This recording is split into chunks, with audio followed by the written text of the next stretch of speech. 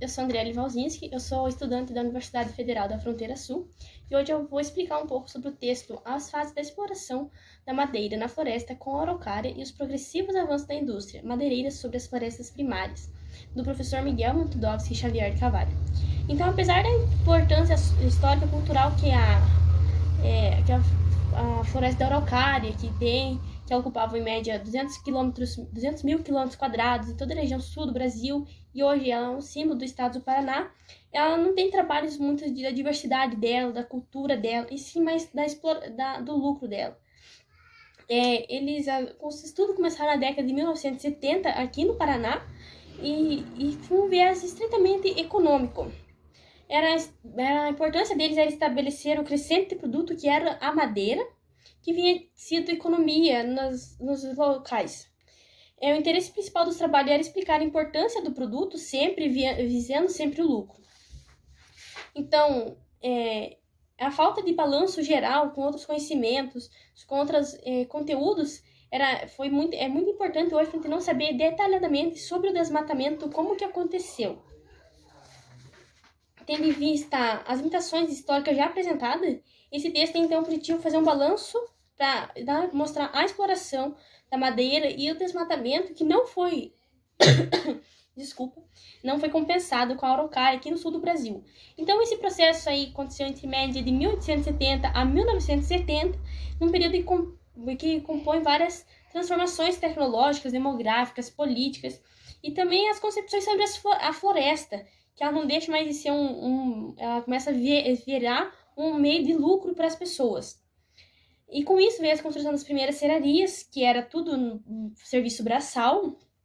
E para isso, então, o professor ele dividiu o texto em 3 subdivisões, em 3 fases. A primeira fase ela acontece então entre 1870 a 1910, que seriam os engenhos da Serra e os pinheirais infinitos no Brasil.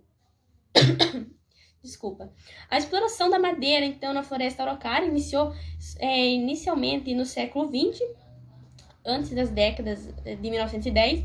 A exploração da madeira ela era apenas destinada para atender às necessidades pessoais, locais, de colônias ou vilas. Eram extraídas das toras para fazer as casas deles, algum banco, assim, no caso, e era feito sem uso de máquinas, era exclusivo com a força humana. E até mesmo quando começou a existir as serrarias, era serrada em escala artesanal, com o serviço braçal, e muitas vezes também podia ser movido a força hidráulica, que seria a água. Esse tipo de serraria continuou existindo por muitas décadas, até mesmo quando surgiu as maiores serrarias, e a função social dessa serraria era atender principalmente as suas vilas ou colônias. Elas também eram assemelhadas aos moinhos de cereais, que geralmente necessitava de alguém que tivesse tempo e capacidade para gerir elas. O Brasil ele era um grande importador, apesar de ter muita madeira, ele importava bastante. Ele importava principalmente dos Estados Unidos, em média de 60%. E o maior estado exportador do Brasil era o Paraná, que o Paraná liderava em média com 50% das exportações que o Brasil fazia. No entanto, a principal atividade econômica do Brasil era a erva mate, que é um produto que ainda até hoje é muito utilizado aqui por nós paranaenses, pelas pessoas que vivem no Rio Grande do Sul, por toda a região sul, principalmente, no caso. Então, porque a erva mate também rendia muito mais que a madeira e era mais fácil de trabalhar. Mas a madeira começou a ter um desenvolvimento principal na região de Curitiba, que foi iniciado o desenvolvimento da indústria madeireira nacional. E virou a situação do país, do Brasil, que além de ser um grande importador, ele virou um grande exportador de madeira. O grande impulso disso foi a construção a ferrovia de Paranaguá, em Curitiba, em 1885. Então, essa foi a primeira fase. A segunda fase contém um aumento considerável da indústria da madeira na região de Araucária. E ele pode ser explicado por vários fatores. Então, foi a construção das ferrovias, via de São Paulo, de Paranaguá, e a importação também que não podia acontecer do pinho estrangeiro no mercado interno. Nesse mesmo ramal, uma empresa estadunidense, a Lumber, que era responsável pela construção das ferrovias, ela instalou em 3 baras, em 1911, a maior serraria da região de Araucária, tanto do Brasil como da América do Sul, ela era maior.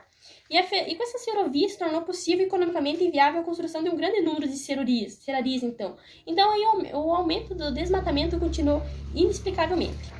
Na questão de produção de madeira, os melhoramentos técnicos das serrarias significaram ao mesmo tempo uma ampliação da capacidade de produção de desmatamento. Então, como eles começaram a evoluir, usar máquinas, então foi usado menos serviço braçal e assim foi melhor.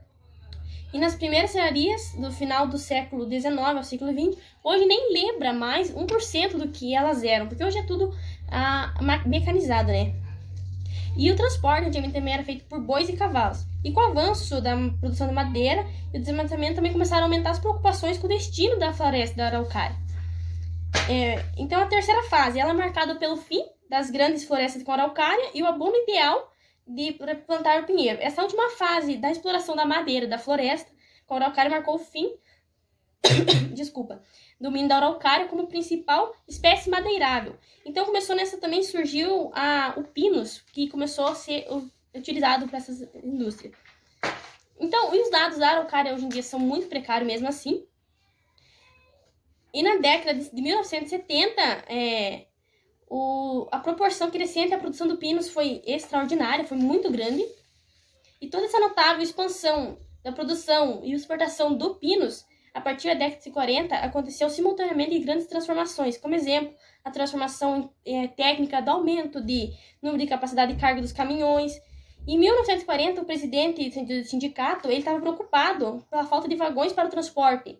E de um lado ele tinha a ferrovia, que precisava de melhorias, mas não recebia investimento, e do outro a indústria de madeira, que era um ritmo frenético, sem freio, estava a produção. E com isso também, como eles viram que estava surgindo novas tecnologias, eles começaram a produzir novas coisas, que rendiam mais lucro e utilizavam a mesma matéria-prima, a celulose e o papel, que pode ser como exemplo, que dava muito mais lucro aos empresários. E nos últimos anos, o Instituto Nacional do Pinho, em 1966, que é o órgão responsável, que plantava muito mais pinho do que a araucária, plantava em média 2 milhões de mudas de pinho por ano. E nesse mesmo ano, o governo militar de Castelo Branco instaurou política de incentivos à fiscalização do pinho. E com isso era o fim da araucária e fim do sindicato. Isso que eu queria trazer para vocês. Muito obrigada pela atenção.